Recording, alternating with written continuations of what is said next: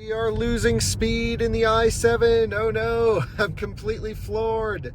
And it will not, I mean, it's barely outputting some power. I can clear it. Won't even hit. Oh, yeah, it's oscillating. I'm still floored. It's just, stop immediately. Drive will be deactivated.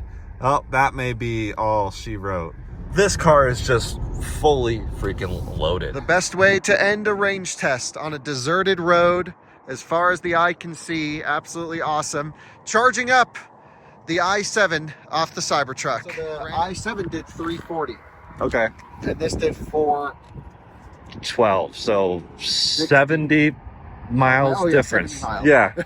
70 miles difference. That's what you predicted. You said 75 at the beginning. Yep, I did. And it did 72, I think. Thank you to our sponsors for today's video: Nokian Tyres, Amber, InfyPower, and StarCharge. Nokian Tyres is a leader in safety and sustainability. Maximize performance and efficiency with their made in USA all-season tires and their dedicated Hakkapeliitta EV winter line from the inventor of the winter tire. Learn more at nokiantires.com/EV. Also, our sponsor Amber offers a modern extended warranty for your Tesla's battery and more without the burden of long-term contracts or upfront payments. Check out the link in the description below to browse their plan options and get started with a free over-the-air diagnostic check. InfyPower is the largest EV charger module provider with over 3 million power modules running reliably worldwide. Their latest G2 collection features ultra-high power density and efficiency for EV charging and energy storage integration. InfyPower, innovation for your power. And StarCharge, the largest EV charging manufacturer in the world, and is also a provider of residential and commercial battery storage, as well as microgrid solutions.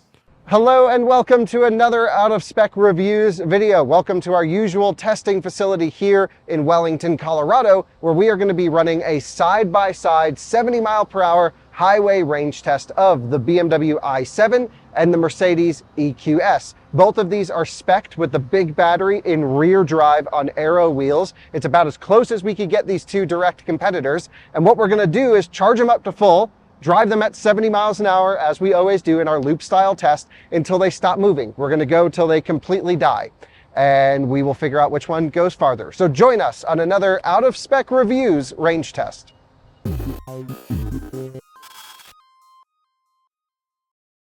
Jordan joins me behind the camera. We have the i7 eDrive 50, which I was lucky enough to drive this across the country from Seattle to Boston as part of our big EV I-90 Surge race. I was very jealous. Jordan took the new Model 3 long range, which we have some videos coming up with that vehicle very soon. But dude, this thing was I've driven i7s before where I was lucky to go on the launch, and I've always just been so into the i7 thing. But that cross-country trip just sold me on. I felt refreshed. We drove nonstop across the country. I'm like, oh, I could just turn around and do it again. Your back was happier than mine. Dude, I had like 40 different massage settings to choose from. Some of the best driver assistance I've ever used on the highway. BMW ADAS really is right up there. And we have to run this in a hogback test to test the full big boy system, because I think it'll do really well. And essentially what we're going to do is figure out the worst part about the i7 today, which is its range. It's not so good on the range, Jordan. Right, we're looking at 301 miles EPA rating with this specific car, which, like you said, big battery, rear wheel drive, aero wheels. These are the 20-inch arrows, not the 19s. So that's why it's not 311, which is still not great. There's only one way we could make this car better for this test, which would be the 19-inch aero wheels. And BMW is like, I don't think we've ever made a car on those. Like, wait, we sell those? Yeah. But, you know, that gets 10 more miles in the EPA cycle. I mean, it is what it is. These are still the aero optimized tire and wheel package for the M Sport version of the car, which is just a styling package. But it is the eDrive 50, so rear motor and 105.7 kilowatt hour battery pack, $105.7 thousand starting price. Right, that's kind of funny coincidence, I think. Yes, it is $1 per watt hour. And then we have what you're going to be driving today, which is a hearing aid. It is brown on beige, full max spec over here with the EQS. 352-mile EPA range. Yes, significantly better EPA range, but we always know EPA range doesn't always add up in the real world. Right. And the Germans always go farther. Right. So this will be very interesting because Germans always exceed EPA range, and Germans are known for being accurate. For example, my 70 mile an hour, as indicated, is actually GPS, and we don't know if it'll go much below 0. Yeah, it's gonna be really interesting to see the buffers below 0, because again, we are running both of these cars to 0 completely until they stop moving. And I'm just curious to see the behavior of both of these, because we've run Teslas to dead, we've run Lucid to dead. Lucid went like 30 miles past 0 or something like that. Yeah. Kias go forever past 0. Really curious to see how these do. Now, we're not gonna have any cool nerdy data to overlay. I have that Autel Maxi System Ultra EV scan tool, that like $7,000 scan tool system that does read these cars, but it's like big and bulky in an iPad, but the OBD ports are pretty much locked on these vehicles. Yeah. And so you can't like use Scan My Tesla equivalent or Car Scanner or something to see all the data. But you have a bigger battery than I do. 107.8 kilowatt hours usable. And the price is less. Yes, so mine's spec to about 111. Yours, you said, is a 105 starting, but yours is spec to 130 because... What?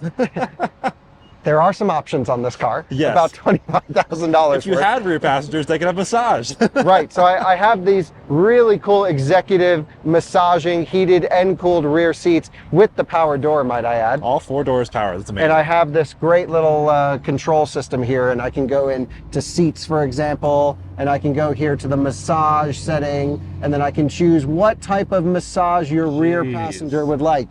Jeez. Let me tell you, doing 3,400 miles, or I don't know how many miles I've done in this thing, but over 3,000 across the country from Seattle to Boston. Comfortable. Amazing. Yeah. This car was truly incredible. But the charging kind of sucked, and the range was meh. Yeah. It's just, dude, look at what I'm dealing with up here. It's a brick. I'm causing a tsunami in the air. This is like up to my hip. This is like old SUVs.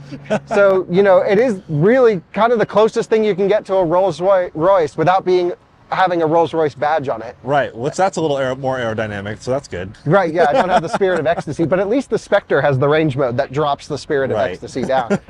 And I have done a range test on the Rolls-Royce Spectre that's on this channel if you looked for it in a previous video. So obviously these are competing vehicles, but what BMW did was they took their 7 Series combustion and made it electric. They'll tell you they made it electric and made it combustion, but it's the same car. Mercedes made a whole different blob to be electric, and I think it's the wrong strategy. Yeah, a lot of people like the S-Class more than the EQS, even though they say this is S-Class. Dude, S-Class plug-in hybrid's pretty good. Right. So anyway, this thing is a blob. It has still some great redeeming qualities. Amazing technology. I love MBUX. A lot of people don't. I don't know if you do or not. It looks like Windows Vista, so I don't love how it looks, but it actually operates very well. I think it's intuitive. It's There's good. just a lot of good data, details, ways that the EV driver can go. Great route planning in this vehicle. Absolutely amazing route planning. Yep. And it just seems like, from an EV perspective, Mercedes put way more effort into the car to make it a good electric car, not just a great car electric. Right. And so my biggest issue with the i7 has been all of the powertrain, charging performance, these DC fast charge limits that we'll talk about when the i90 Surge videos go. Whereas this thing was consistent, solid, repeatable across the country, didn't even care. Yeah. So Mercedes, I think, really got the EV thing down better than BMW for this generation of cars. Neue Klasse is coming. Can't wait for that. And Mercedes CLA class is coming, both high voltage. Can't wait for that. So this is, we're really kind of like, what the German engineers who will probably be watching this video are like, wait till you see what we're working on. That's what they tell me all the time. But I'm like, this is what you're selling to people now. Yes, we'll redo this head-to-head later. Absolutely, absolutely. So the plan for the test, Jordan, let's go through the testing procedures. We've waited till the afternoon, till 4 p.m. because actually right on cue, the wind has died down. Yeah, earlier today it was blustery and it was crazy wind earlier. So we checked the wind maps and it was like at 4 o'clock, it just goes still. We're like, great. So we'll wait until then. We've kept the cars in the same temperature controlled garage overnight. We've set the tire pressures at 1 PSI over factory because it was a little bit warm, but they're both set, at the same time, same place, all that stuff. We then drove them here to the DC fast charger where we are charging them up to 100%. And then we will leave, pull out of here once they click off charging, and we tried to plug them in so they'll complete at the same time. If one completes before the other, we'll shut it off, turn off all loads, all the other stuff.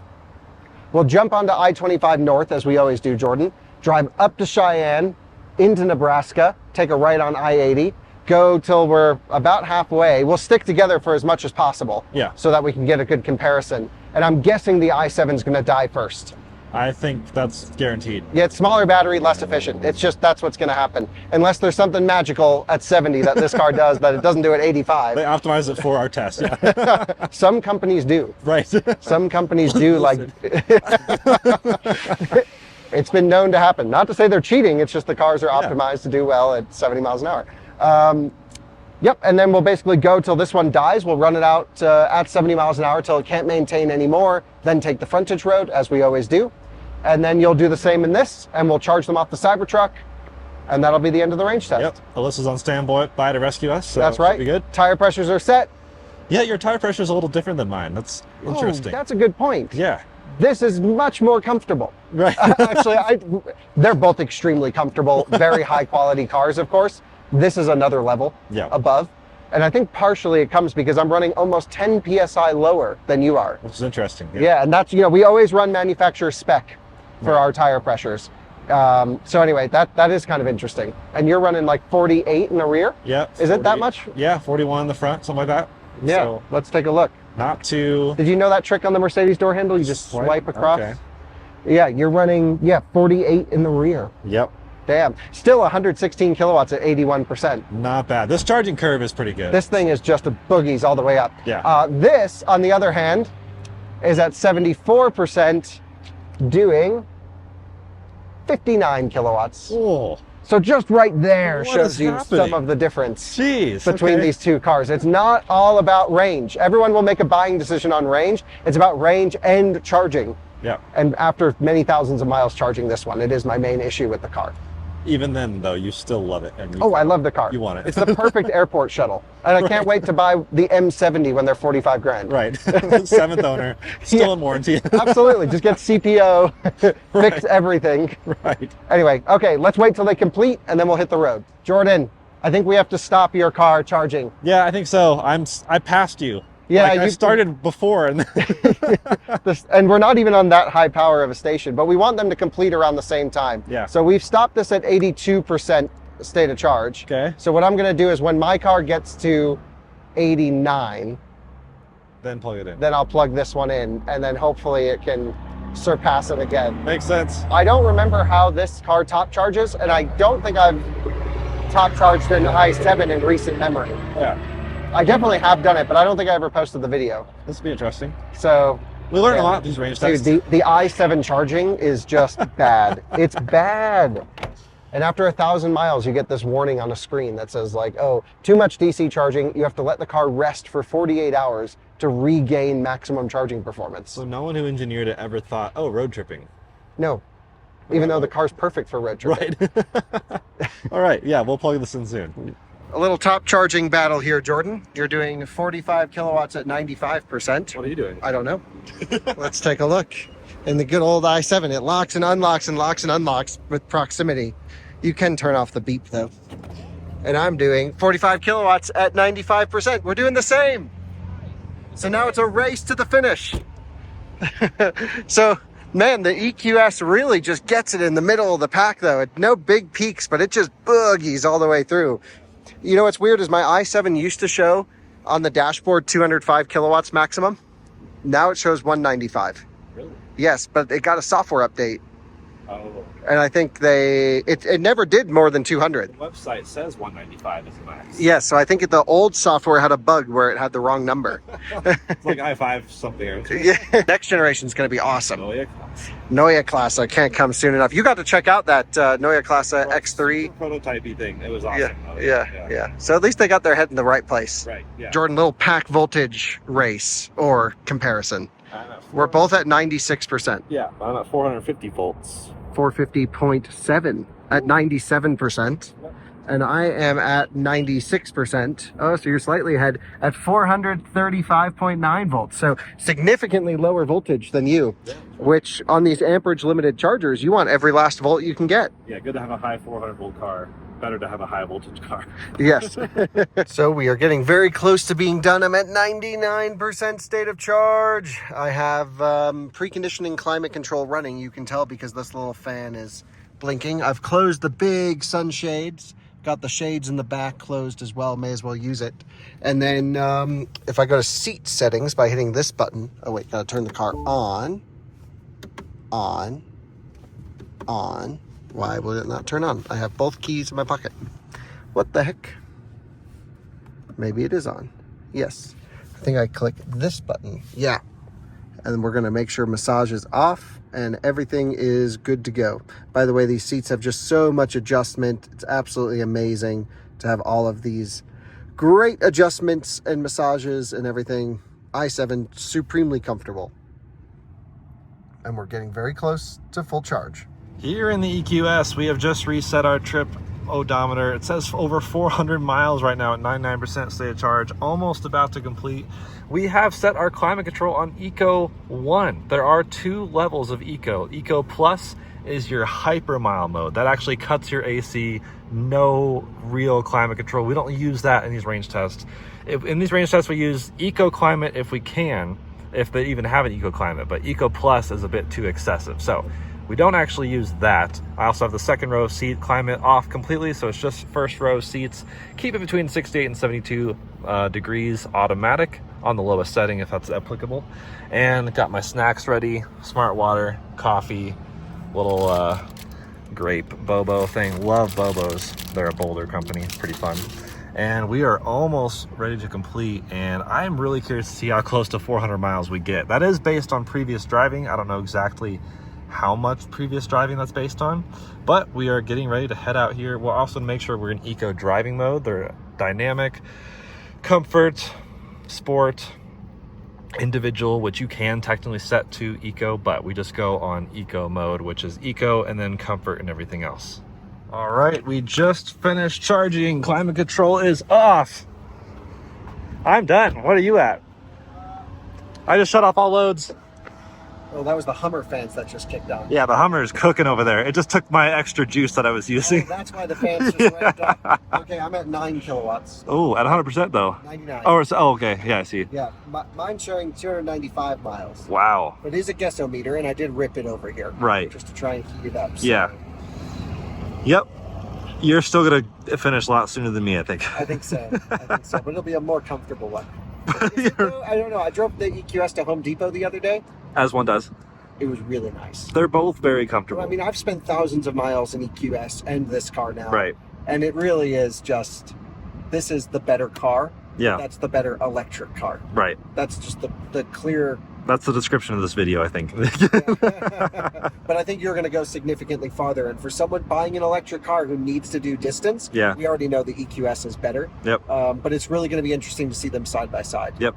So we're going to run same basic settings. I'll have eco mode selected by the time we're good to go. Efficient. I do have a maximum range mode, but it limits me to 60 miles an hour. Oh, can't do that. And if you go over it, it kicks you off of maximum range. Right. But it's like, I want all the benefits of maximum range. Let me choose the speed, but it doesn't. So I can't use that. Yep. So just like most BMWs, we'll keep it in eco mode. And yeah, I've got climate where the rear climate's off. Yep. Which was like 30 menus deep. And now I've got just on either very low or low. What temperature are you running? Right now 72 feels good, but we keep it between 68 and 72. What do you think? Yeah.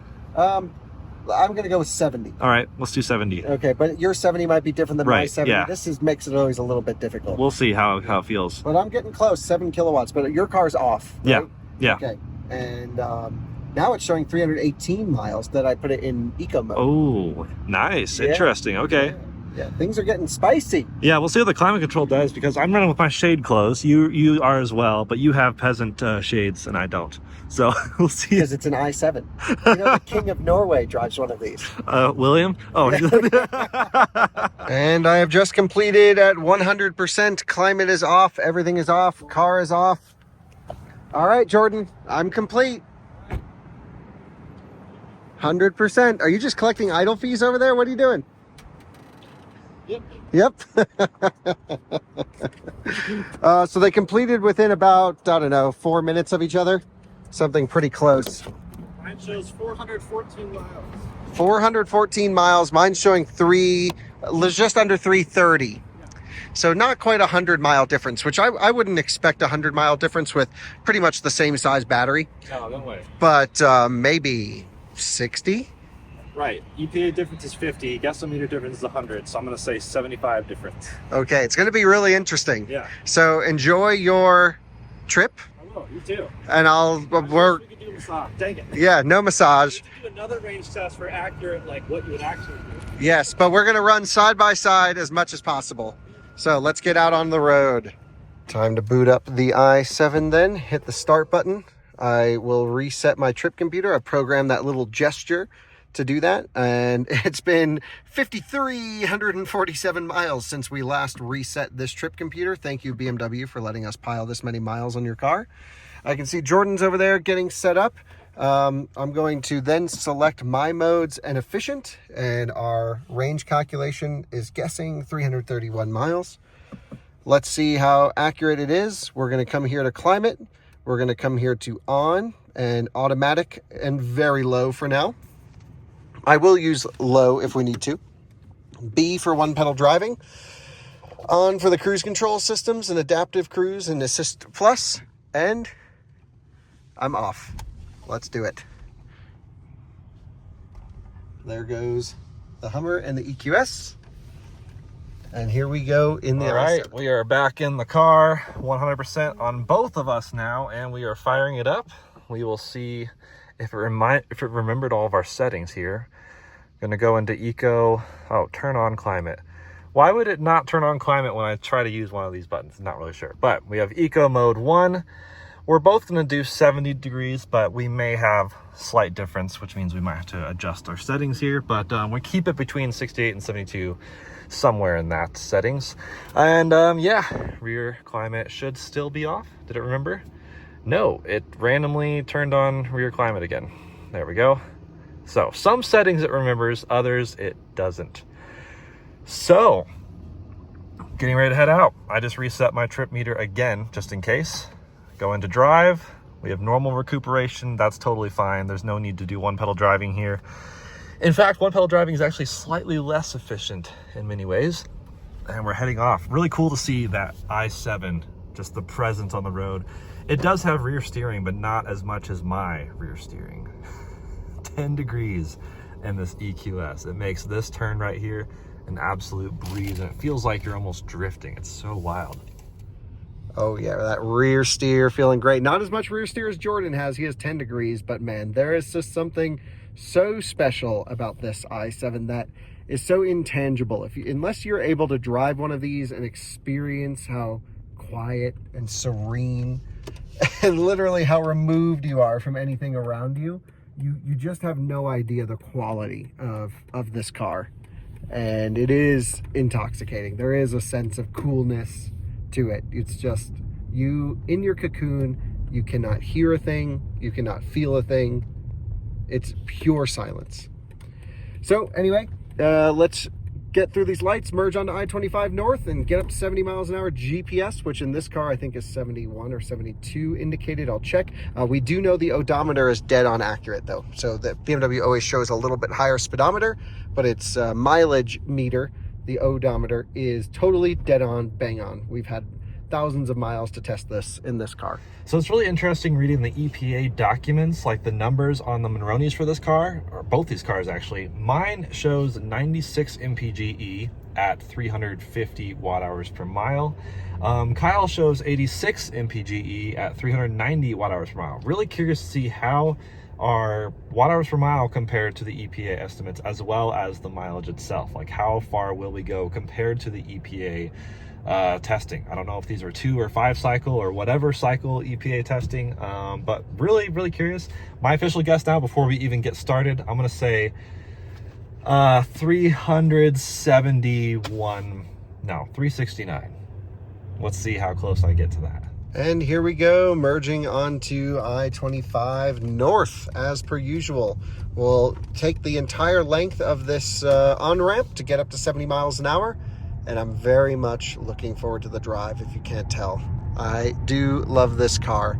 And at least Jordan gets to look at it, because it does not look amazing. I think a lot of people will be the first to criticize BMW styling, but I do think it looks better than the BMW, or than the EQS, which also doesn't look, that just doesn't look good at all, does it? Oh no, sorry to the viewers right now.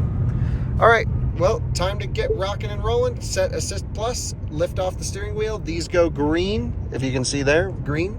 And then we're good to rock and roll, hands-free. Let's do it. Same as Kyle, ramping up to 70 miles an hour by the time we hit kind of the end of the on-ramp. Here we go. Crossing into the highway, and boom, 70, set. And we are here. Making follow distance maximum, just to give us a little bit of space. He is a big car, so I don't want to draft behind his energy there, but should be a pretty beautiful drive. Like we said, the wind was hectic earlier, but now it is really nice and calm, and it should get even more calm. We're looking at maybe 5 to 10 miles an hour gust right now, mostly setting around 5, and we should see that drop to almost nothing here in a little bit. So now locked in at 70, and what's nice is my 70 indicated is actually 70 GPS, which is absolutely excellent. We'll see how the traffic is with this one lane situation up here. That's a little bit of a bummer, but we shouldn't see that construction for too long, so hoping for the best here. I do have automatic lane changes, which is nice, but is it going to actually do it? Yes, lane change to the left. Driver's assistance in Mercedes is fantastic. Hey, there's my favorite buffalo on the hill, which means we are approaching and entering Wyoming, and we have 400 watt hours per mile. So that's just over 2 point something miles per kilowatt hour. Not great, but we have been climbing in elevation, and we're at 93% state of charge. So it's still predicting 365 miles of range, rated range. We'll see how accurate that is at this point. But that would put us at 385 miles on a charge-ish, close to that. So how will we go from here? I have no idea. But still tracking with the GPS. I checked Waze, I checked various apps just to make sure. So 69 is indeed the speed, and I'm keeping up with Kyle perfectly, so that must be the case. Anyways, there we go. Wyoming is just about crossed, and we'll check in again at Nebraska border, because I don't think we'll hit 75% by the time we get to Nebraska. But we'll do our normal check-ins as well, 75%, 50%, 25%, and so on, turnarounds, etc. Beautiful, beautiful sunset coming in the next hour or so, and then it's darkness for the rest of the drive. We are crossing into Wyoming, into the I-7, or in the I-7, and we're at 90% state of charge, which usually if we're well into the 92, 93, 94% range, it's going to be a really long range test. Here around the 90, still going to be long, still going to do pretty well. Anything under 90%, I know it's going to be a quick day. So no question, the i7 still going to go reasonably far in a charge, but not as far as I'm sure the Mercedes is going to go. Just missed the sign for Nebraska, but when we passed the border of Nebraska here in the Mercedes EQS, if you couldn't tell by the giant star, 82% is what we had when we passed it, just up to 81% now. 276 watt hours per mile. That is 3.6 miles per kilowatt hour. Really quite decent in this old this boat here. Yeah, what else do I say about this? Fantastic driver's assistance, truly perfect lane centering, very comfortable. I mean, look at these pillows here. That's what my head's dealing with. Very, very adjustable seats. They are heated and cooled and massaged. I have all that turned off because we don't use any of that in the range test. Ambient lighting all around. We'll probably mess with that later when it gets a bit darker, just so you guys can check that out. Absolutely cool party trick with the Mercedes. And I've just taken a little bit of dip into the coffee, but otherwise doing all right here. 68 degrees Fahrenheit. Wind is basically nothing. So really pretty stoked about that. We're just going to keep driving. I'll check in shortly with 75%. It is time for our 75% check-in in the BMW i7, and we are at almost 80 miles. I'm going to call it right at 80 miles right there. We've only regened 300 watt hours because we've just kind of been cruising on the highway, no regen opportunities, and 3.1 miles per kilowatt hour, which is, we're sort of, gained the elevation, then lost it. This is pretty normal, pretty average. and we're again just set at GPS 70 miles per hour. So everything is good. We're cruising, and the i7's not the most efficient vehicle on the planet, certainly far from it, but it is it's a great cruiser. Don't know how much more I can say. Sunset looking gorgeous in the mirror back there with the EQS as well. Really great testing conditions. We just dipped below 70 degrees Fahrenheit outside, and it's awesome. This is one of the final weeks of the year we can get some really good tests in, so I'm happy we're getting this one in right now. And wow, those views, give it a second to focus. Think iPhone, think, and you'll see them in a second. And oh yeah, there we go. Perfect views back there. It's awesome. 75% state of charge at exactly 100, well, a little over 100 miles, 103 miles. We are an hour and a half into our journey into Nebraska. And yeah, that's about it. 261 watt hours per mile. That's nearly 4 miles per kilowatt hour, something like 3.85, rough guess. Quick math. So, doing quite well. Still have some daylight, but that will be waning very soon. It's 6:30 p.m. So not much left. We should see darkness by the time we turn around. And I'll be turning around with Kyle, even though I definitely have more range. He's about 5% less right now, which means he may end up being 20% less by the end of this road trip. So this will be very interesting. We're also still playing with our speeds. Mine 69 says 70 GPS, 70 indicated says 71 GPS, but Kyle's at 71 says 69 GPS. So at 72, he was pulling away from me. I don't know. These cars are just a little bit off of each other for sure, which is strange. So he's kind of pulling away from me now. So I'm guessing mine's probably like 69 and a half is what it should be. And so because I can't hit that, I'm just kind of oscillating between 69 and 70.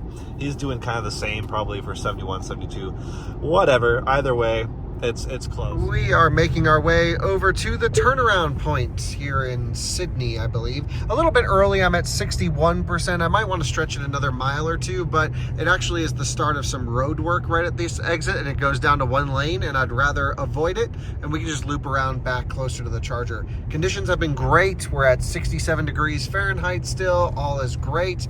And we are going to be making a U-turn here and heading back 134 miles from the charger, 133 miles traveled so far, and still more to go, of course. We'll get back to the charger exit and keep looping around closer down on I-25. So let's do it. Let's pull off and make our loop. I didn't tell Jordan we were pulling off, so here he goes. That must have been a surprise for him. Jumping off the highway, exit 59. I have 69% state of charge. That is a huge disparity. We are keeping the same route though, so Kyle must be considerably less, I guess. Or he knows something I don't. So turning around here with, well, it's funny. I was just using the route planner to kind of see what I would get to Wellington with, going back to the charger. It said if I left back to the charger right now, it'd have 34% state of charge when I get there, and the round trip estimate would be 0. So that means I could go back, there he is, I could go back to Wellington and then back to here still, which is crazy. So we'll see how far off that is. I mean, I'm not coming all the way back here, but I will definitely be doing some considerable looping back at the actual, I guess closer to home. I may go back to Cheyenne multiple times. We'll see. So easing back up to 70 miles an hour once again, back onto the highway. A little bit of an uphill on this on-ramp, but of course the off-ramp was a downhill, so nice and evened out mostly. So resume cruise control here, 70. That'll do a nice easy ease into the speed limit and jumping back onto the highway. Absolutely love it. Just a little bit of daylight in the midst, and yeah, 69%. We've done 132 miles, so we're on track for close to 400 still. There he goes in the EQS, just switching places as we always do whenever we loop. We always keep enough distance where there really shouldn't be any aero benefit or impact from following, and we honestly drive in 2 different lanes most of the time, but this is good. place to turn around. Superchargers right there. Exactly the same place I think we turned around with the Model 3s actually in the last video. So, all right, back we go. 103 miles till we jump back on I-25. Gentle accelerations, although Jordan's really boogieing on the on-ramp. I'm not ready to go that hard. I'm here to give the i7 the best shot possible. Just joking. Both of these cars are very efficient, even under load. Probably doesn't matter too much. There we go, back up to 72. Indicated 70 GPS, and for Jordan it's 69, interestingly. So there is some variance here, but all is good. Ready to cruise, beautiful views. Not a complaint in my world, that's for sure. This is a great day for some testing. There is a little bit of elevation gain going back up to Cheyenne. We are a little bit lower right now, so this almost 4 miles per kilowatt hour will definitely change. I'm guessing it'll go back to maybe 3.6, 7, rough guess, something like that. Otherwise, yeah, got some ambient lighting turned on. This is the Malibu sunset setting, so ambient lighting everywhere. Really do love the ambient lighting in Mercedes products. They really excel at it. And there's other various options as well, though. Let me show you here. Here are the comfort settings. This one actually affects how your, well, I guess what your car is doing will do lighting for speeding up. It does this. For slowing down, it does the opposite. Of course, adjusting the temperature does that. So blue for colder, red for warmer. Pretty cool, pretty interesting. That gets annoying though, so I'm moving it back to, ooh, this one's Miami Rose. That's pretty nice as well. I might keep it like that for now. Very, very cozy. And the sound system. MBUX has Apple Music built in, and this is the Dolby Atmos symbol, so we are listening in Dolby Atmos. Really quite good. This is equipped with a Burmeister sound system.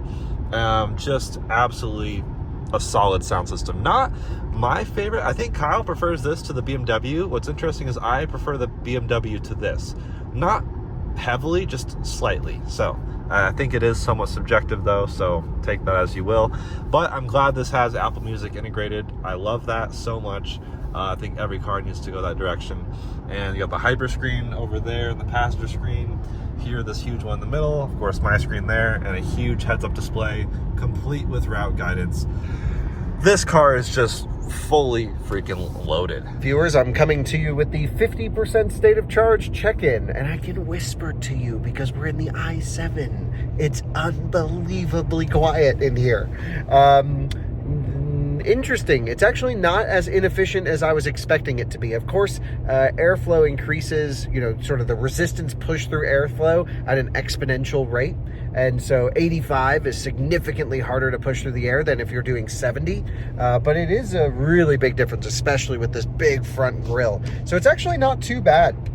I actually hit 50% about 10 minutes ago, but I was on a phone call that I couldn't get off of. So I took a screenshot, which I'll overlay here. And you'll see we've done 167 miles at 50%. So pretty damn good so far. And all is going well. So behind me, this Sprinter van just cut off a semi-truck. Anyway, I'm just sitting at my normal speed, doing my thing. All is good. We'll see you along the way. Here we are, 3 hours exactly into the range test to hit 50% state of charge. Nice long drive, completely dark. We got a bit of a moon out in the distance there. Of course, the phone probably won't focus on that, but oh well. We are 203 miles into this thing, so we are looking at possibly 400 miles. Crazy, totally crazy. A lot of you guessed anywhere in the 300s to low 400s range, so fairly accurate, I guess. But yeah, not too shabby for a just over 100 kilowatt hour battery, 107.8 again. And yep, otherwise so far so good.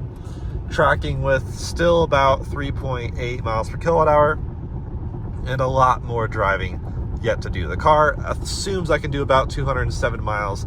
That seems pretty accurate. I've also been routing to the Wellington, not the Charger because I don't want it to precondition, but routing to Wellington. 34% is the estimated state of charge upon arrival. That has been this entire drive. It hasn't really moved. So the route planning on this seems to be phenomenal. Kyle's used it quite a bit. He's praised it. A lot of people have praised it. I have not road tripped an EQ product yet, but judging by this, I absolutely would. I am so comfortable. Really, really comfortable. I even had to boost the heat just a little bit to 72 because 70 was just a bit too chilly in here. So, still within our parameters, and I'm still enjoying the ride. I am genuinely shook. Technical term. 41% state of charge on this exit. Quite a bit more than Kyle's.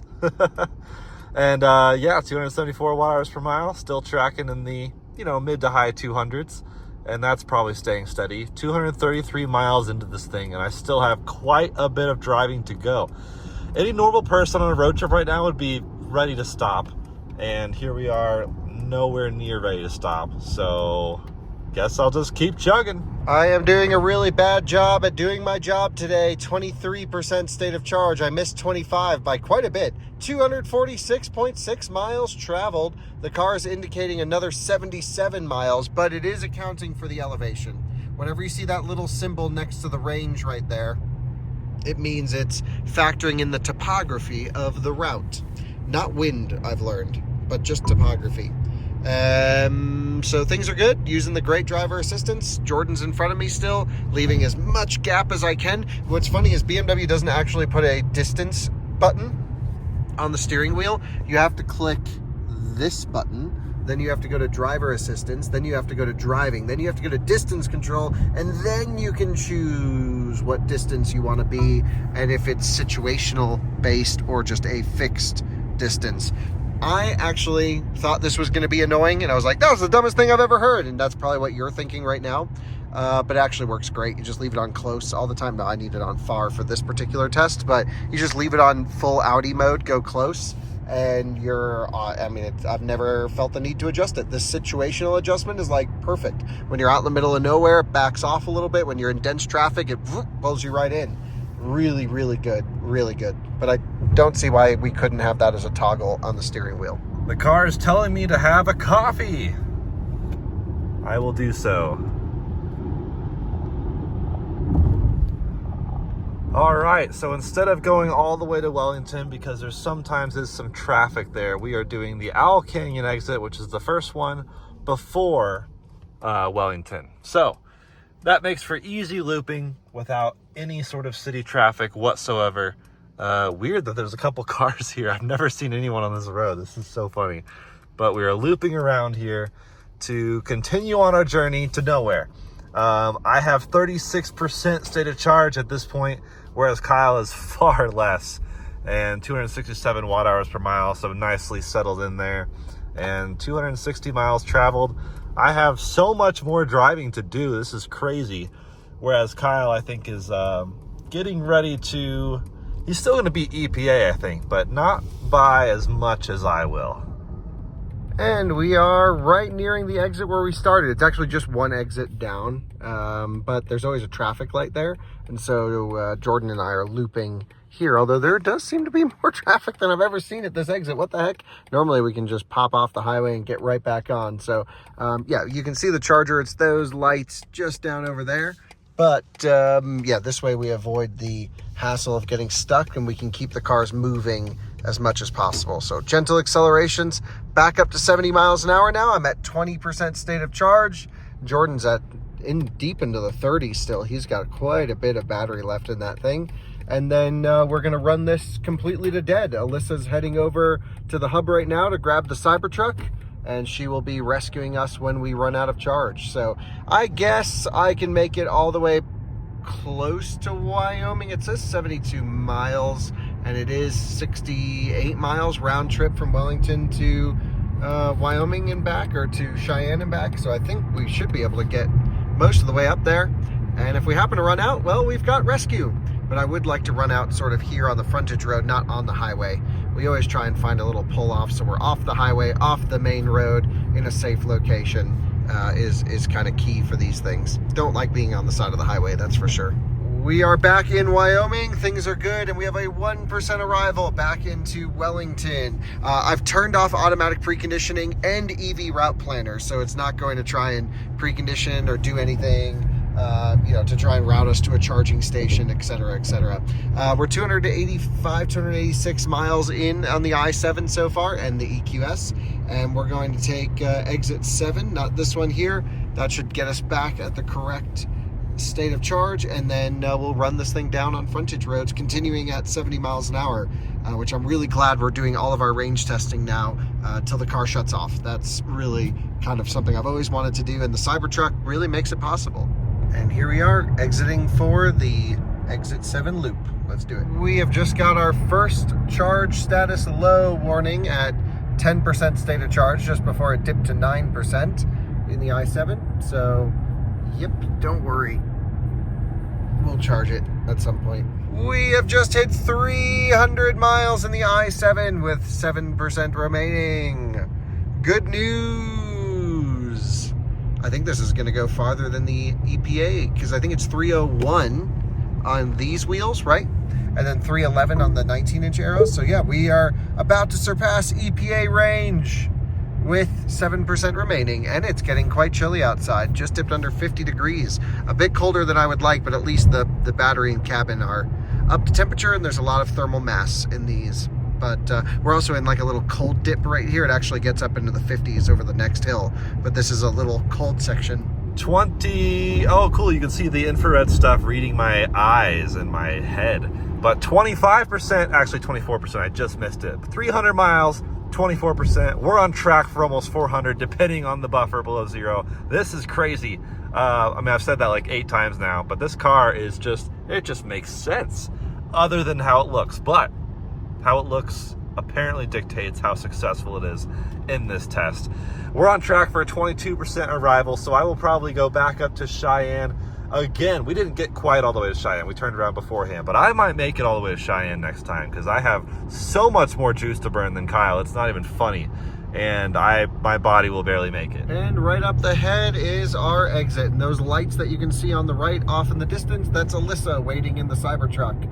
So we can charge this thing. Now, surprisingly, the i7, and I noticed this when I was really driving it, I think they really make the last few percent hold on for a little while, because it's just been holding on to the juice way more than you would think, at least in terms of the percentage. So it might be a non-linear discharge curve. Anyway, I'm exiting here. I'm gonna actually jump back on the highway and go the other way, because I think at 2% it's not quite ready to hit the frontage road. I don't even have a power limit yet coming in on the car. So 2% exiting here at Buckeye Road.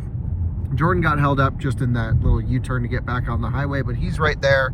I'm at 2%, 3.3 miles per kilowatt hour. That's really the end of our efficiency comparison between EQS and i7. Alyssa's right there. So yeah, let's head on the highway, go the other way, and then we'll take frontage roads until it dies, but we'll keep it at 70 until the end. There we go. After 315 miles side by side, we split ways. Kyle's exiting. I am continuing on with 21% still left in the battery, which is, I don't know, 25 kilowatt hours, something like that.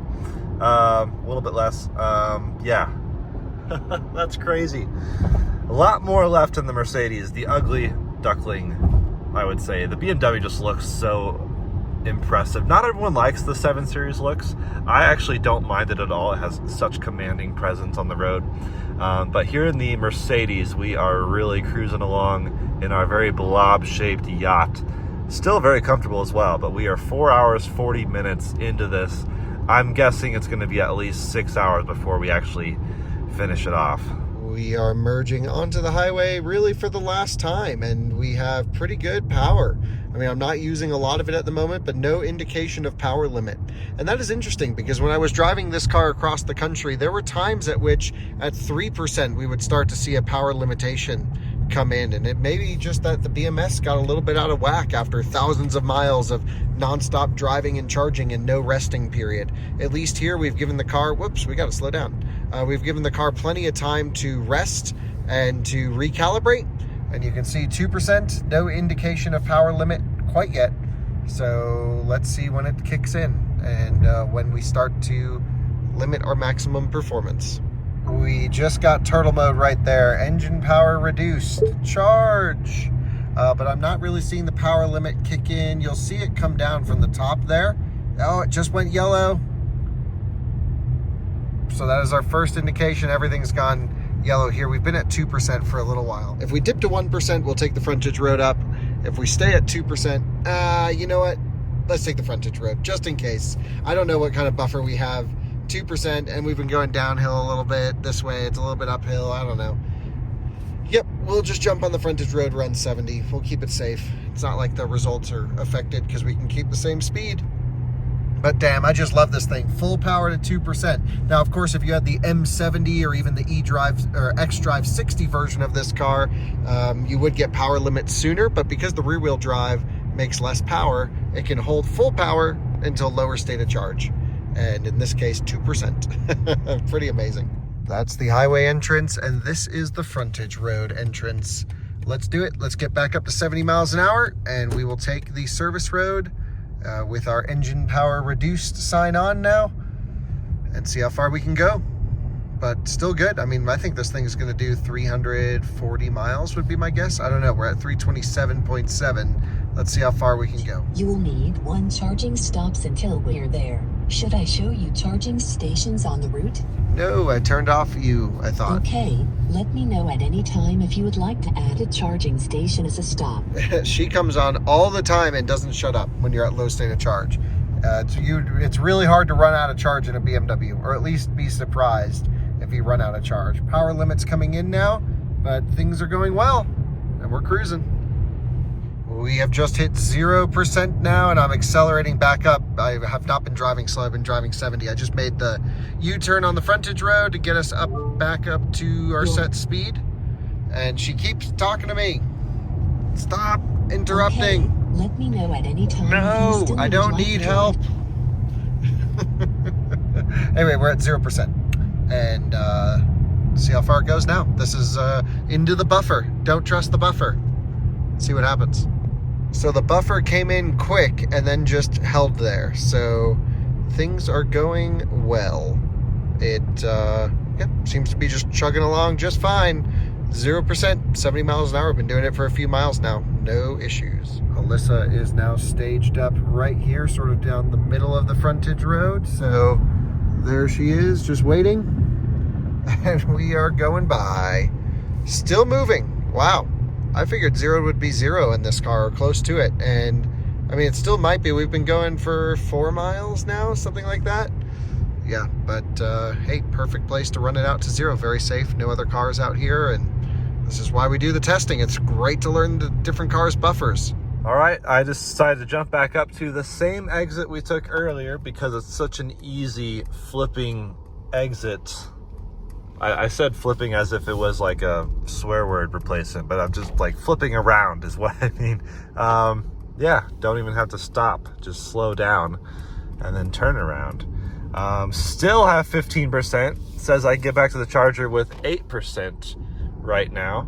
And that's probably even conservative. This car is just conservative, I guess. So another loop is indeed in store for me as we get back closer to the charger.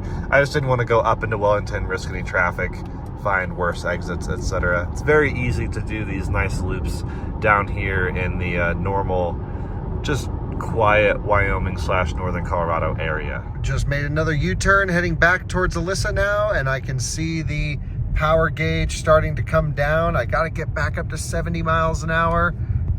Because right now we're still able to kind of hold it. Power gauge is coming in. Oh no. What did I guess? 340 miles. We're at 339.7, but we need to get back up to speed. I've set cruise control now. Oh no. Do we call it? Yes, 339. I don't know. It seemed like it was on the high end of 0.5. It's getting up to speed. It's getting there. You know what? I think we're still in this. It's got to accelerate. So it's a lot harder to accelerate than just to maintain speed. But no, it's not getting up to 70. So I think we call this one at 340 miles at 70 miles an hour. So now it's just sitting wide open throttle. It's about to die. I'm going to take over, turn off driver assistance. So I'm now completely floored, absolutely matted. And I don't recommend doing this. If you need to extend the range of your electric car, it's always better to get it a shot of regen from time to time. But now I'm going to have Alyssa follow us here.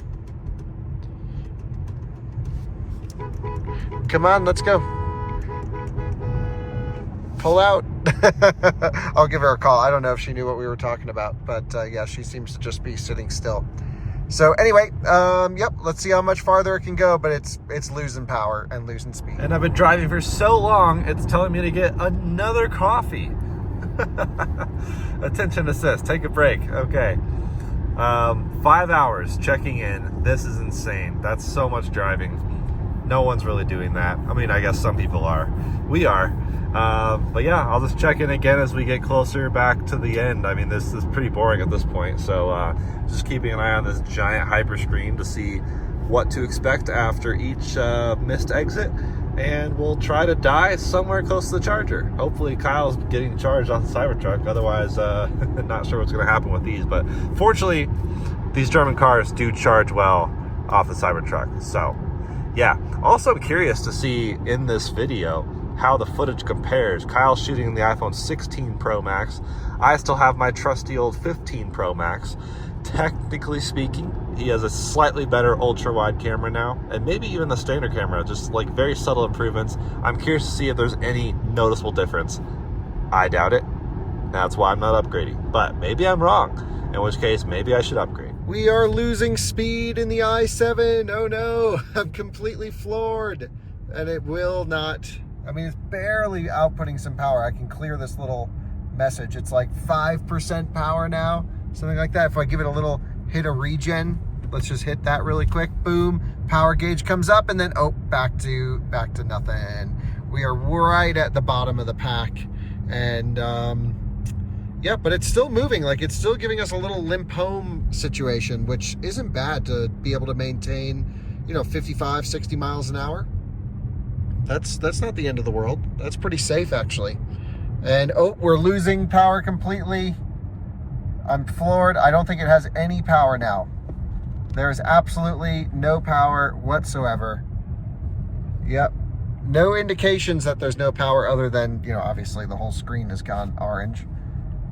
But there's no like extra warning. The lady's not coming on to yell at me.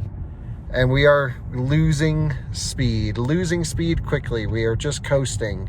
Time to put hazards. Thankfully we are, well, the whole interior goes. How about that? We are in a very safe place. This is awesome. Alyssa is the only one behind me in the Cybertruck. She's on her way. Can we crest the hill? I don't know. But we are certainly, maybe this is the hill we die on. Thankfully, we are in a very visible place. And you can see us for miles and miles. But I'm just going to keep it floored, as we always do, in case something crazy happens at the bottom. But this is it. No binging, no bonging, no beeping. Alyssa really should put her hazards on. Oh, there she goes. She's got it. Nice. I'm still wide open throttle. And we are coming to a slow pace. But this is definitely it. Time to pull as far over to the edge as we can. And we are in a very visible place, which is great. And we'll charge it up off the Cybertruck. So there we go. I'm still floored, by the way. I'm letting it find its final resting place right there. And it's going backwards. And I put foot on the brake, and it actually stays in gear. It will not move. It's not responding. But let's go shut all loads off the car. Everything off, everything off. Great. And yep, let's get it plugged in. You join us dead on a deserted road at the moment. Alyssa's backing in the Cybertruck. We didn't necessarily need to. We have the extension cable in there, so I got tons of cable length to get it over there. The main goal is just to get this charging and back to the charger before Jordan runs out in the EQS. We have some time. That's good. Awesome. So let's hope this thing accepts the charge. Right here, I've got the EVSE all ready to go. Outlets are already on the truck. Let's open up the charging port. I like how the light, oh, there's even a light inside the J plug. That's cool. And in we go. Will it charge? Fingers are crossed. The EVSE says it's charging. And if I go over here to the car, oh, Oh yeah, we are juicing 7 kilowatts. Hell yes. Perfect. So again, very safe. You can see for miles and miles where we are. This is great. And we are charging up the i7. A big thank you to Alyssa for picking us up. Picking me up, I guess. Yeah, you're welcome. Jordan next. I guess you could take the i7 back to the hub. We are juicing 7.1 kilowatts out of the outlet right here. And that's the magic of Cybertruck. Or really any vehicle with exportable power. Just need to put a few kilowatt hours in it, send it over to the charger, which is just one exit down there, throw it on the DC unit, and then go get Jordan. Yeah. All right, reserve level charge high voltage battery. That happens when you hit 30 miles estimated range, which in this case is 8%. I believe that's what it is, 30 miles. So I should expect another thing when I see 15 miles estimated range remaining. Just turn around at exit 7 once again for the final time. I'm on the final stretch back towards Wellington. The annoying thing with the route planner in the Mercedes is that when you route to somewhere with the like the only way to show state of charge on arrival is to have the only way to show state of charge on arrival is to have planned charging stops on. And if you have planned charging stops on, that means it will then route you to a charger if it thinks you can't make it. So that's annoying. Mercedes, you should absolutely fix that. People want to know state of charge on arrival regardless of route planning. That should be two separate things. You already have so many other settings we can dial in with here. Just add that as well. And yeah, so we'll clear that. Not really an error, just a warning message. And we've done 365 miles, almost 5.5 hours of driving, and we still have more to go. So what's funny is in the BMW app, the car indicates 1% state of charge, but here it's still 0. Let's take a look at our stats on the trip. 3.3 miles per kilowatt hour, 343. Oh, we don't want climate running. Turn that off. Boom. Back to the thing. 343 miles total. It did 340 at 70 is what we're going to call it, because we were doing that little acceleration and we were on the high side of 339, and we'll give it the 340. But 340 miles, and then it did 3 past 0 before it just before it died. So it did like 5 or 6 miles at 0%, but 1% took forever, man. 1%, that was the longest 1% I've ever driven. So really dragged that one on. Anyway, pretty stellar result considering this car only has a 301 mile EPA range rating on the 20s. This might do 350 on the Aero 19-inch wheels. Really way better than I expected, honestly. This is great. It just, the performance of the range drops significantly once you really pick up the speed. But that's just because you got that huge front end having to push all the air out of the way. Anyway, there we go. 1 mile of range. Jordan's still at like 10% in the EQS, which is crazy. So we're going to let him go for a bit. We'll charge this up till we have a couple miles indicated, and then we'll bring it over to the charger. I think some of you guys will like this BMW feature where I can actually show the consumption in literally every single way possible. Watt hour per mile, mile per kilowatt hour per 100 miles. Just awesome to have all of that.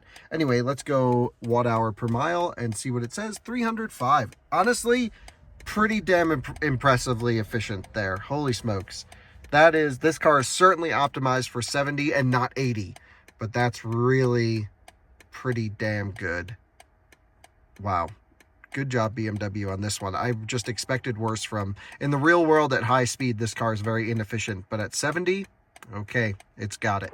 Alyssa, we've been charging for 32 minutes now, which I'm assuming with some losses, we got about 3.5 kilowatt hours into the i7 because we've been sitting at just over 7 kilowatts.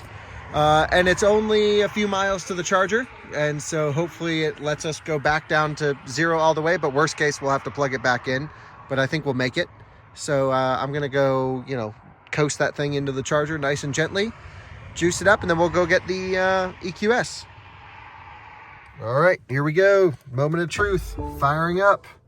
Climate's off. Eco mode. Close this message. And then efficient, activate maximum range. Boom. Let's do it. We're not going to make it to our destination. Ah, you again. Okay. Go away. I don't really like her, if you can't tell. Power limit's back pretty far. I think we can easily make it to the charging station.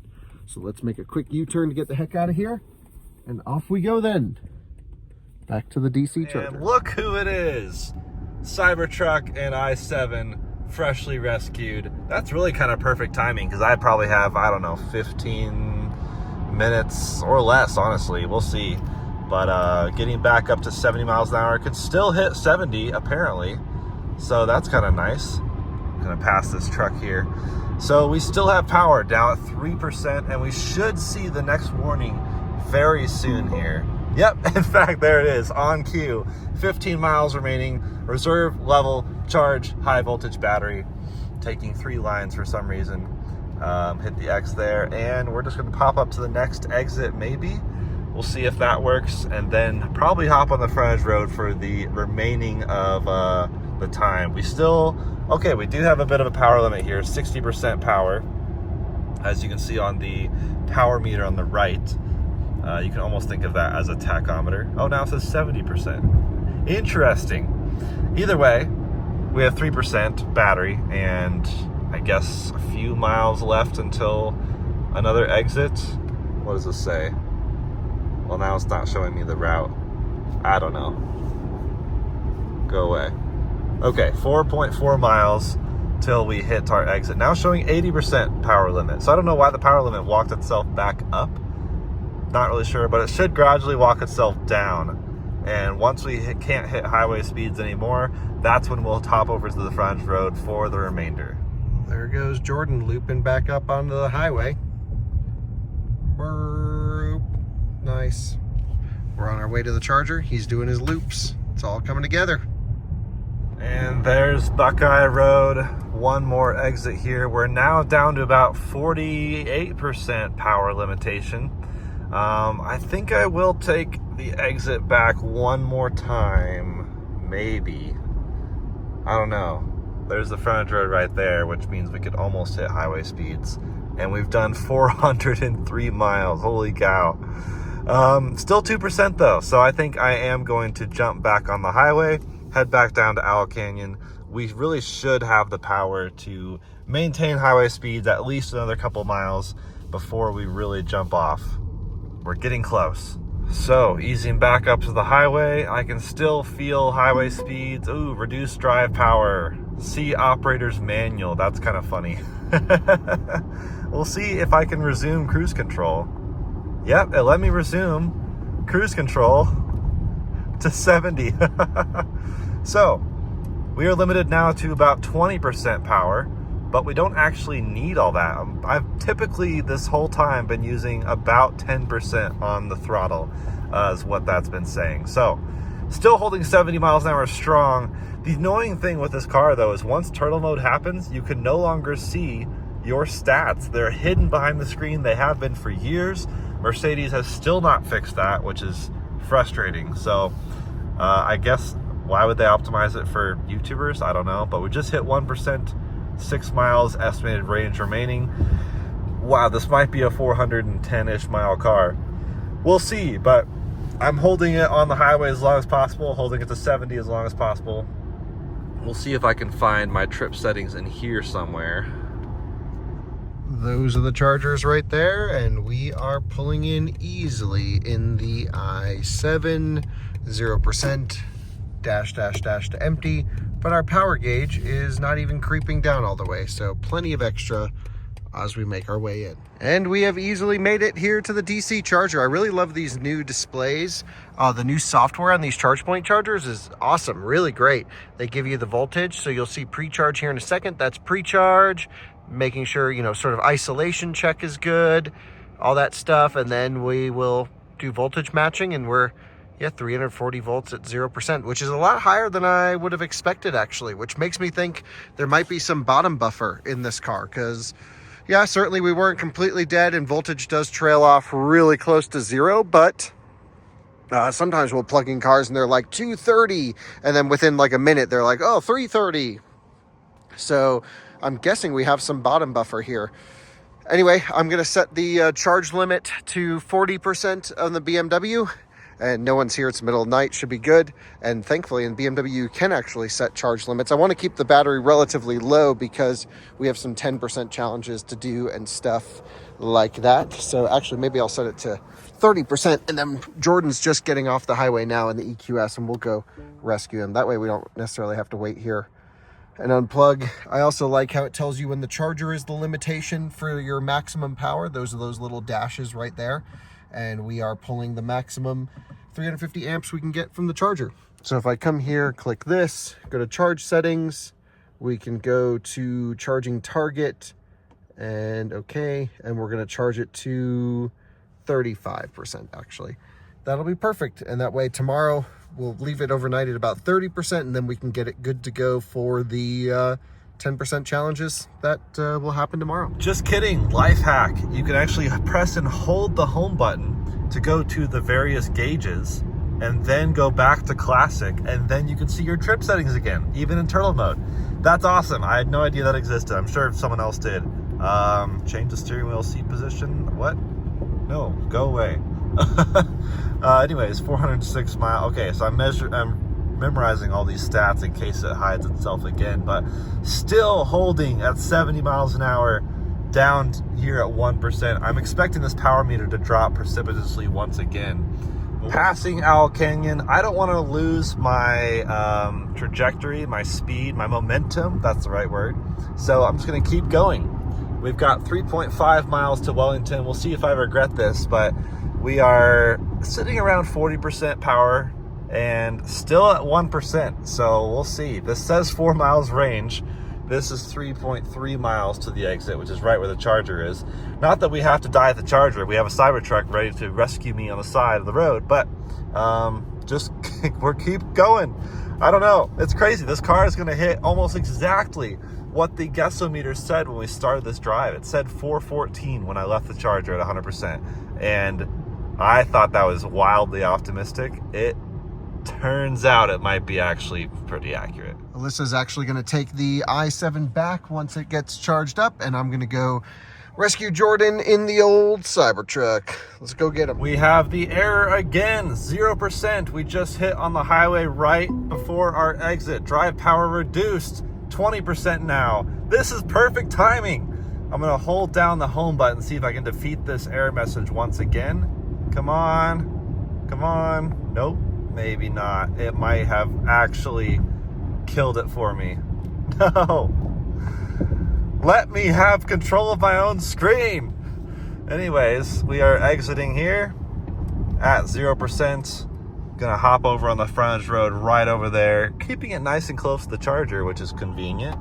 That wasn't our initial intention, but yeah, worked out really well. So the car, of course, wants me to go charge somewhere, but we're going to keep going. Ooh, some regen brought us back up to 1%. So I guess we were at high 0.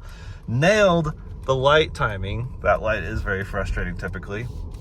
And I have just enough power to get a little bit of speed here, but oh, back to 0 again. So I'm not going to jump back on the highway at this point. Now we're going to do the frontage road. So 400, and I guess that was about 412 if I had the math correct. At actual highway speeds. And now on the frontage road, we'll see how far we can go, see if I can get back up to highway speed. We can get close on the frontage road typically, but not always. Just depends on the car's power. Kyle said to go ahead and floor it, so we'll see. But yeah, we are barely hitting 50. So can I still not? Yep, still can't open the screen to actually look at the stats I want to. So we're stuck in this display and cannot hit 70 miles an hour any longer. Absolutely floored here. 10% power is the limitation. Just gonna keep holding on this for a little bit now, but yeah, we're just about out. I'm wondering, we're at 0%, but it still says 1 mile range remaining. I wonder if 0 really does mean 0. If it does, honestly, mad respect. I think having no buffer is awesome. By the way, maybe some of you guys didn't know this yet, but Cybertruck has full self-driving supervised software now, so it's able to do this. I no longer have to manually steer this thing on the highway. Only took him almost a year. We just passed the Owl Canyon, and I am floored, getting about 5% power, going 20 miles an hour. Oh my gosh. I mean, this is a completely abandoned frontage road, basically. No one actually comes down this road. It doesn't go anywhere. So actually a perfect place to just basically die. But I wish I could see my stats. I mean, we can work backwards on the math once I look at the footage again. But yeah, we are just crawling here, 20 miles an hour, 20, just hanging around 23. I guess I'll just keep going at 20 miles an hour until we really die, but we're crawling right around 4 to 5% power, which if you think about the, let's see, 355 horsepower, I don't know, it's 200 and something kilowatts. We're looking at 10 to 15 kilowatts of power right now. So very little to push this nearly 5,000 pound barge around, but holding strong at 20-ish miles an hour. We'll keep going.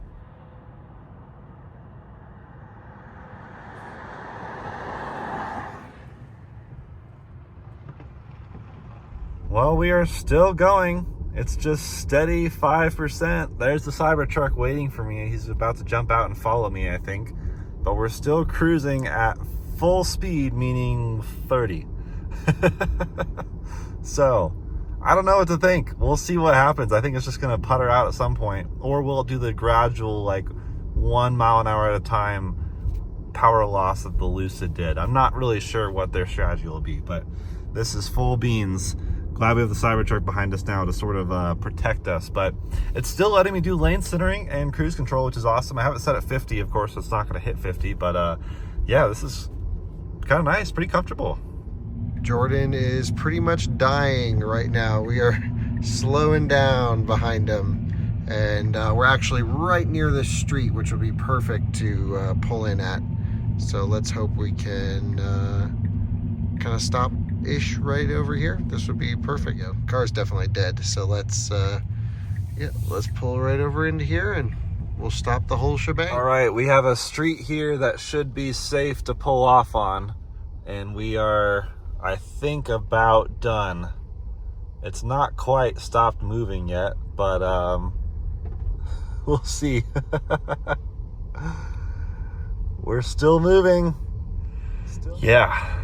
A little bit of buffer below zero. That's good to know, I guess, if you're an EQ customer. We're making a quick U-turn here because we've been going on this dirt road for a little while. We both have rear steer, which is awesome. And man, that EQS can whip a U-turn in a tight place. So can we. And so now we're just heading back towards the frontage road. But it's amazing. It's a little bit like the Lucid, where that thing will just go at such little power for seemingly a while. I mean, I'm catching up to him. Let's just match his speed here. If we come over here, we're literally on a deserted dirt road. He's just driving at 15 miles an hour. Oh my gosh. But it's working. Like, that's pretty wild. I mean, that's kind of what you want. Just like get off the highway, kind of whatever it takes to get the car keep moving. It won't even hit. Oh, yeah, it's oscillating. I'm still floored. It's just hovering between what it says the power limit is versus 0. It's somewhere in between. Very strange. Yeah, you would think the power limit would be where it goes when it's floored, but the car could also be confused. That's entirely possible. Things go weird sometimes at the low end of the pack. So I'm not sure if we should keep going or not because it's only doing 10 miles an hour. So do you think there's like any usable? Not really. So it started surging literally right back there. So it's like oscillating between like 0 power and like maybe 1%. Okay. So I mean, I'm kind of curious to see what happens when we just drain it all the way. We could try. Yeah, I would just make a U-turn.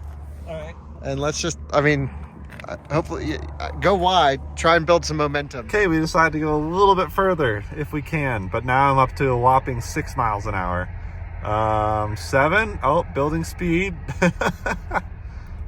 Stop immediately. Drive will be deactivated. Oh, that may be all she wrote. Let's see. I'm just going to keep it pinned. It said stop immediately. Oh yeah, I'm still pinned and drive is 0. That's all she wrote. We are donezo. Okay. It does appear like he will not be able to climb this hill. I think this is the hill he's dying on, right there. Okay, we made it an extra 8 feet. You're welcome, Mercedes. We got every last number out of that thing. It now says not ready to drive. Stop immediately. Drive will be deactivated. Everything is done. Error messages everywhere. Yeah, I wish this whole screen was like red, like the Lucid. That'd be awesome, and all the lights turn red. But alas, that's not the route they went. Okay, Plug it in. the truth. Plug it in. I still don't know how far you went. Don't tell me yet. I just want to make sure it's climate off. Nope. Let's go. Wow, it's running climate all the way to the end. Yeah. Climate off. It did. Headlights off. Lane centering all the way to the end. Let's shut everything off that we possibly can. Do you hit the home button? Is that how you shut the... Oh, you could just shut the car off too, right? Yeah, I have a power button. Oh, yeah. Wow. That makes it easy. Bam. Look at that. Nice. And ramping. That's amazing. 5 kilowatts right off the Oh, bat. look at the freaking lights on the ground. What? Whoa! I missed Okay, hold on. That was worth burning some energy I missed for. it. That was let's so cool. show the viewers. Okay. Anyway, okay. It is what it is. But it's charging at 7 kilowatts. That's great. The lights do these cool patterns. I'm pretty sure you can even upload your own image in the Mercedes Me app. It will display your image. Oh my gosh. What would I even... All right, lit up and charging right away. It's great. Oh yeah. So the i7 I gave 32 minutes of charge time to. Dang. So that's what we'll probably do here. And Okay. I made it dead in that one. Wow. So Yeah, I wonder what the below 0... Ooh, chilly. it is. It got cold right at the end. Yeah. So how far to go? On the highway, 412, I think. Whoa. At highway speed. So what the car said right when we started said 414. I was like, oh, it's optimistic. Nope, that was like almost right on the money. So it came off of no longer being able to do 70. Yeah, right at 412. I And think then it was. how far did it go past that? I guess right about 5 miles. So almost the same as the i7. Yeah. i7 did actually 2 or 3 miles past 0. Okay. I guess, past not being able to maintain 70. Right. How Yeah. far did it go below 0? I guess maybe 3-4 miles, something like that. Oh, so very little. Yeah. Okay. I There's think al- I went farther than that. 0 is just like another number. It was like one each percent's like 4 miles. So Oh, okay. Wow. So this thing's a 400-mile car. it is. 100%. Why is it so bad in the EPA cycle? I don't know. I don't know how they did the cycle. What cycle they used. So the i7 did 340, Okay. and this did 4. 12. So 70 miles Oh, yeah, difference. 70 miles. Yeah. 70 miles difference. That's what you predicted. You said 75 at the beginning. Yep, I did. And it did 72, I think. I got So- to review the footage to make sure that's exactly what it came off. We have but- very similar battery pack sizes. Yep, It's just when you make your car ugly, you go far. exactly. That's a takeaway. You know, at certain times, I'm like, oh, the EQS isn't so ugly. Yep. And that today's not one of those times. Yep. Not in this spec. No. You got to get a full, really nice spec. Brown on beige, yeah. This is- There's ways to make this look better. This is not one of them. This is such a bad spec. Right. But this thing's going to end up in a retirement community in Florida. Yep. Be charged to 100% every day. Yep. And All the time. Yeah, just going to be. Just in case I have to go 400 miles. So, how are things looking? Let's see if the lights do their thing. Oh, yeah. Nice. Well, that's just Jordan, 2%. You can easily make it to the charger now. Easily. Just eco. All right, still got the error message thing, but I think, yeah, still stuck there. And now we have power limitation at 45%, but either way, it doesn't matter. 2%, only 6 miles to get back to the charger. Piece of cake. Absolutely fine. We'll make it there. I will keep climate off. We'll just be a little bit excessively eco-friendly here. I've got my heated seat on and that's it, and it feels lovely. All right, the Mercedes still at 1%. I mean, that whole drive was like done with 1%, so definitely charged plenty on the Cybertruck. Rolling back in with a charger feels good. Man, I've been sitting in this car for so long. Definitely ready for a break. Ready for some sleep, I think. This place is deserted now. Awesome. All right. Plugging back in. See what the voltage is here. Probably could have taken the highway back, actually. Yeah. Waiting for EV. There we go. Checking voltage. Says 460. No, that's pre-volt. Yep. Yeah. 350. Isolation check. Yeah, 350. So still probably a bottom buffer. Yeah, a little bit. Nice. So, final thoughts from the Mercedes point of view. To recap, 412 miles at 70 miles an hour. The actual total mileage was like 417 miles. So I did basically 5 miles beyond highway speed. But 412 at highway speed, amazing. Better than I expected. I was thinking like high 300s. Like what did I say, 369? I was way off. And it was way off of what Kyle got too. Kyle was 340 miles, so 72 mile difference, which actually I did guess a 75 mile difference between the cars. So as he said, I was close. But yeah, 275 watt hours per mile. That's right about 3.65 miles per kilowatt hour. Again, better than the i7, but that's no surprise given the horrendously ugly shape of the EQS. Really all the EQ products are just a little blobby jelly beanish, but it is effective. Science. It's just physics. So not bad, like genuinely really good. I'm really curious how the EPA testing happened this way. Like I don't understand how so many cars are so off of their EPA. Some are relatively on, but that's wild to me. So aero wheels make a big difference. This went quite a bit further than Kyle did with the non-aero wheels in the same-ish car about 2 years ago. So yeah, that's, I don't know. What did you learn? It's after midnight. I am turning in for the night. But yeah, fascinating range test with 2 German luxury beasts. Both amazing places to be on the highway. And honestly, who's really going 6.5 hours nonstop besides me on a range test in this thing? That's how long this can go. 5 to 6 hours, depending on your speed. That is so much time. No one needs that. If only the i7 had better charging, like Kyle said, then I think that'd be more compelling. But the fact that this thing charges well, has crazy range, this is honestly just an absolute beast.